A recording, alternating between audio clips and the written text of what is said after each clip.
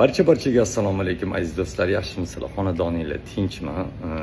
Ertalab uyqudan tursam, shunaqa SMSlar menga ko'p kelibdi. Ko'pchilikning fikri to'g'ri. Chunki opa bilan yashagan inson manman. Bu gaplar tarbiya, boshqa balobatlar menga tekkizilyapti. Opa, bizning ota-onalarimiz tarbiyali insonlar. Sen juda ko'p nimaligini ham yo'q qilayotganingni yaxshi bilaman. Tarbiya to'g'risida gapirmoqchi bo'lmoqchisan-ku, lekin tarbiya to'g'risida gapirish senga emas. Agar sen tarbiyali inson bo'lganingda 20 yil yashagan ering bilan ajrashib, hop, bolani sirazi menga tegmasding. Hop, ikkinchi hayotimda xato qildim deb sen nimada xato qilding? Obro' e'tiborga ega bo'lding. Kerakli joylarga olib kirib tanishtirdim, hurmat, e'tibor orttirding o'zingga nisbatan, san'atga olib kirdim. Har bitta qo'shig'ing tepasida 2 kun 3 kunlab uxlamagan kunlarim bo'ldi studiyalarda. Mana xalq o'zi biladi, oldinga aytgan ashulalaring qanaqa-yu, hozirgi aytayotgan qo'shiqlaring qanaqa. Hozirgi aytayotgan qo'shiqlaring so'zga ham tushun bo'lmaydi, masalan, odamlar menga yuborib turib, umuman tushun bo'lmaydi. Agar menda shu darajada yomon bo'lgan bo'lsang, ikkinchidan haq to'g'risida gapiribsan, men seni umuman haqqingni yegan bo'lamasman. Naborot, sen men bilan yashab barakali insonga aylangansan. Hamma yoqdan baraka kelgan, yaxshi mashhurlarda yurding, boshqa balo-battar, seni haqqingni yegan lag'manchik Muzaffar bo'ladi. Hop, yozi chizdi qilib olgansan uni Muzaffar bilan. Ololmading pulingni. Nima chiqib olib xalqqa gapirmaysan? Mana Muzaffar yaxshi tarbiya topmagan, mana haqqimni yeb ketdi deb. Chunki gapira olmaysan, men haq bo'lib chiqaman. Mana Alish to'g'ri gapirgan ekan. Seni kallang bu narsaga juda yaxshi deydi. Tarbiya to'g'risida gapirish sen bilan menga emas. U nima qilasan, xalqqa aldab, bolalaringmi? Men gapiraman. Umaring og'zidan chiqadigan gaplar, ha? Men shundoq qo'yib qo'yaman, xalq o'zi eshitib oladi. 4 marta institutdan haydalganimmi? Har yili institutga joylaysan, bir oy boradi, undan keyin bormaydi, kompyuterni o'ynab yuraveradi. Shuni gapirmoqchimisan? Borib dekanning oyog'iga yiqilmadim, xolos-ku, o'qishdan haydalayotganda. Sal o'zingni yig'ishtirib ol, opa. Yana meni ota-onamga nisbatan namyob gaplaringni qo'ysan.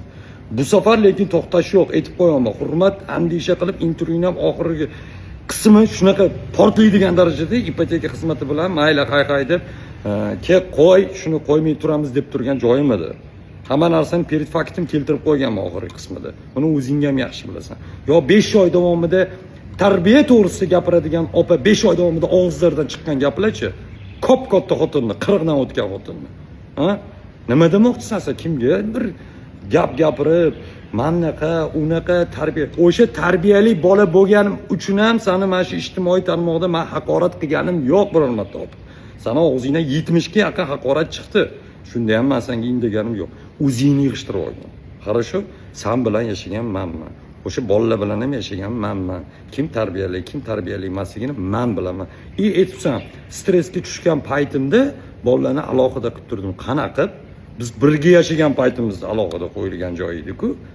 O'zingdan chiqqan, mana Allohning guvohligida men bir bolalarni ajratgin demaganman. O'zing ikkita qilaman, bolalar alohida bo'ladi, biz alohida bo'lamiz. To'g'ri, yaxshi tomoning bor, bolalarga qiymaysan, bolalarga qilib berasan, u narsa aytsang, hamma narsa. Sen aytayotgan, sen gapirib ommaga chiqayotgan gaplar hammasi yolg'on. Tushundingmi? O'zingni yig'ishtirib olgin. Men tomonga shak qilmagin. Ayol kishi deb hurmat qilib keldim. Bo'yga yetgan bolalar bor deb hurmat qilib keldim. Aytib qo'yaman. Senga bitta erkak birinchi yering indamay ketgan bo'lsa, u men emasman indamay ketadigan. Hammaning xarakteri o'ziga yarasha bor. Qarasho, 5 oy, 6 oy Dubayda yashaganimda nima og'zingdan haqoratlar chiqqanini xalq o'zi ko'rib keldi. O'zingdan aqllingni yasamagin. Hop, seni aqlli qilib olib yurgan menman.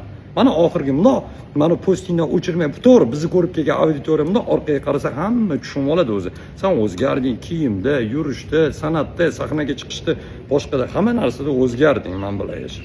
Chunki mendagi aqldan oldingda, meni tarbiya topgan bola bo'lganim uchun ham. Qarasho, o'zingni bosib olgin. Sal bosib olgin, opa. Bo'ldi, ketdi u narsalar. Sen o'zi o'ylama, hamma meni vaqtsam ishtadi deb. Yo'q, eshitmaydi. O'sha seni ko'pchilik kimligingni bilib bo'ldi. Hop, chiqib bo'lmasa gapirgin. Mana Muzaffar kidat qilib ketdi, ani yozib chizdi qilgan qog'ozlaringni qo'yib bergin. Mana pulimni olib ketdi. Asli kim seni pulingni uxlatib ketgan, mashinangni, pulingni, o'sha haqiqatlarni gapirgin. Muzaffar akang ham yig'lagan zapislari turibdi menda. Samningni bo'lsa qo'ydi, sen shundoq qo'yaveraman.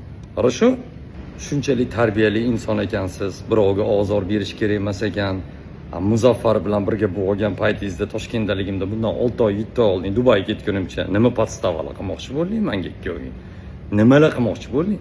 Niye chiqib sen Muzaffarga gapira olmaysan? Chunki gapirsang men haq bo'lib chiqaman. Hamma aybni menga ag'darasan. Eskilarda bir gap bor. Xunajun ko'zini suzmasa, buqa ipini uzmaydi. Хорошо? Hop, sog' bo'ling.